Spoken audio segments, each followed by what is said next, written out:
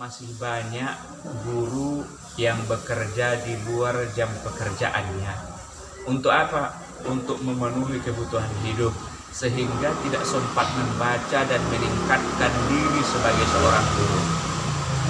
Saya ulangi sekali lagi, masih banyak di antara guru yang bekerja, dia sibuk bekerja. Padahal dia sebagai seorang guru, bukan permasalahan bekerjanya yang di sini dimasalahkan. Yang masalah itu ketika dia bekerja, lalu kemudian yang berikutnya dia tidak sempat lagi meningkatkan dirinya. Baiknya yang namanya meningkatkan diri membaca buku ataupun meningkatkan diri hal-hal yang menunjang untuk sebagai profesional seorang guru. Yang kedua, belum adanya standar profesional guru yang sebagiannya itu kita lihat belum seperti di negara maju tuntutan yang diberikan kepada seorang guru. Untuk itu kita berharap ada dorongan bahwa dari pakar-pakar pendidikan kita memberikan standar profesional guru itu dan sekaligus implementasinya yang memang diawasi dan dilaksanakan. Kalau memang kita ingin mau melihat seperti di negara maju, mereka tentunya sudah punya standar sekaligus diawasi untuk implementasi seorang guru tersebut. Sehingga guru itu memang betul-betul ada panduan dan merasa terpanggil dipacu untuk punya standar sebagai profesional seorang guru. Assalamualaikum warahmatullahi wabarakatuh. Bismillah wassalatu wassalamu ala rasulillah wa man tabi'ahu ila yaumil qiyamah. Adik-adik saya di kelas PAI Strategi Pembelajaran Quran Hadis, mudah-mudahan dalam keadaan sehat walafiat. Pada kesempatan ini saya akan antarkan perkuliahan kita dengan topik etika dan profesi guru.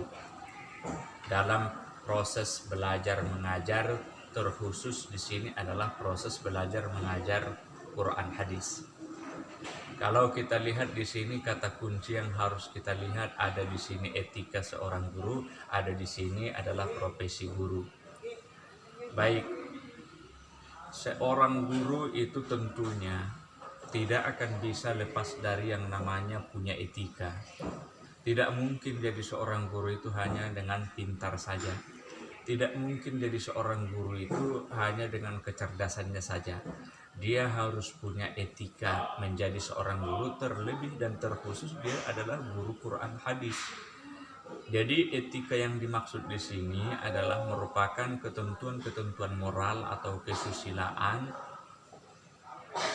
bagi guru yang melakukan tugas di bidang keguruan. Jadi adanya di sini aturan yang harus diikuti, baik ya etikanya etika berbicara, baik ya etikanya etika berpakaian, etika mengambil tindakan, etika membelajarkan pembelajaran Quran hadis, itu semua ada aturannya. Baik, berikutnya ketika kita lihat ada di situ kata kunci yang kedua, profesi guru. Perlu adik-adik saya yang di kelas PAI Strategi Pembelajaran Quran Hadis untuk memahami dan menghafal tentunya. Tidak boleh menjadi calon seorang guru itu yang tidak hafal undang-undang, baik ia yang menyangkut masalah profesi seorang guru. Bisa kita lihat nanti dalam Undang-Undang Nomor 14 Tahun 2005, guru adalah pendidik profesional. Jadi kalau kita mau melihat di mana ada ketentuan atau undang-undangnya bahwa guru itu adalah merupakan profesi, itu bisa kita lihat tadi di Undang-Undang Nomor 14 Tahun 2005 bahwa di situ dijelaskan guru adalah pendidik profesional. Berikutnya selaras juga dengan Undang-Undang Nomor 20 Tahun 2003 tentang Sisdiknas, guru adalah tenaga profesional.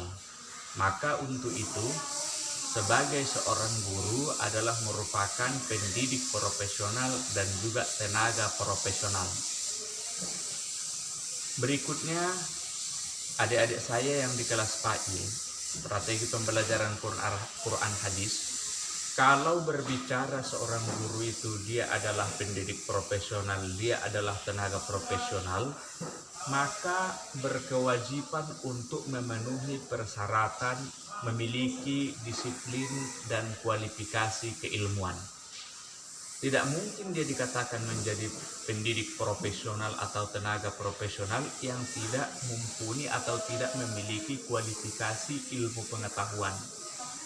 Jadi kalau adik-adik saya misalnya, jurusannya adalah jurusan PAI atau pendidikan agama Islam, maka seluk-beluk PAI apa saja yang berkaitan dengan pembelajaran pendidikan agama Islam itu harus dimiliki. Kurikulumnya harus dikuasai, materinya harus dikuasai, cara mempergunakan medianya semua harus dikuasai, tujuan-tujuan pendidikannya semua harus dikuasai, lalu pembuatan silabus dan RPP-nya juga semua harus dikuasai. Yang semua kita sebutkan tadi itu bagian dari profesionalnya seorang guru. Jangan sampai seorang guru itu tidak memiliki kualifikasi ataupun persyaratan menjadi guru yang profesional. Maka jika terjadi guru tidak memiliki ataupun tidak mumpuni dalam kualifikasi sebagai seorang guru, disinilah terjadi kemunduran profesionalisme seorang guru tersebut. Setidaknya pada belakangan ini ada 3 yang membuat guru mundur kalau kita lihat dari profesionalismenya.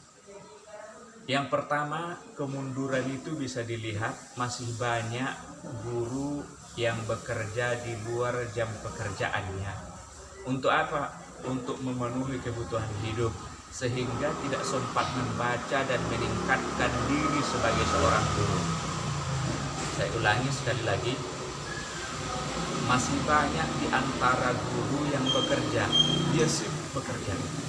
Padahal dia sebagai seorang guru, bukan permasalahan bekerjanya yang di sini dimasalahkan. Yang masalah itu ketika dia bekerja, lalu kemudian yang berikutnya, dia tidak sempat lagi meningkatkan dirinya. Baiknya yang namanya meningkatkan diri membaca buku, ataupun meningkatkan diri hal-hal yang menunjang untuk sebagai profesional seorang guru. Yang kedua, belum adanya standar profesional guru yang sebagiannya itu kita lihat belum seperti di negara maju tuntutan yang diberikan kepada seorang guru. Untuk itu kita berharap ada dorongan bahwa dari pakar-pakar pendidikan kita memberikan standar profesional guru itu dan sekaligus implementasinya yang memang diawasi dan dilaksanakan. Kalau memang kita ingin mau melihat seperti di negara maju, mereka tentunya sudah punya standar sekaligus diawasi untuk implementasi seorang guru tersebut. Sehingga guru itu memang betul-betul ada panduan dan merasa terpanggil dipacu untuk punya standar sebagai profesional seorang guru. Yang ketiga yang menjadi kemunduran dalam profesionalisme guru ini adalah kurangnya motivasi guru dalam meningkatkan kualitas diri karena tidak dituntut meneliti sebagaimana terjadi pada dosen. Itu yang menjadi kendala salah satunya. Guru tidak dituntut seperti dosen harus ada penelitiannya. Kedepannya kita berharap adanya dorongan baiknya dari pihak yang bersangkutan di situ, baiknya para pakar pendidikan untuk mengajukan bahwa guru itu harus memang ditingkatkan melalui adanya penelitian-penelitian.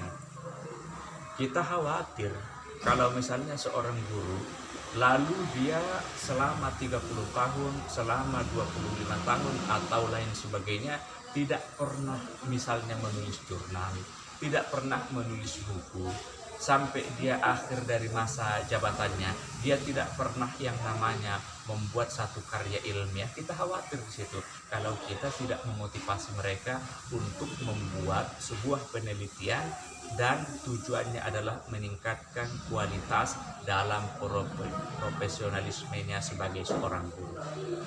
Baik, saya kira adik-adik saya di kelas strategi pembelajaran Quran Hadis kita cukupkan sebagai pengantar di sini, dan silahkan diikuti perkuliahan kita di perkuliahan pembelajaran e-learning kita, diikuti dengan penuh semangat, dimiliki buku-buku referensinya, karena apapun ceritanya tujuan kita, tugas kita nantinya akan menjadi seorang guru, yaitu guru pendidikan agama Islam. Wallahu a'lam bishawab. Wassalamualaikum warahmatullahi wabarakatuh.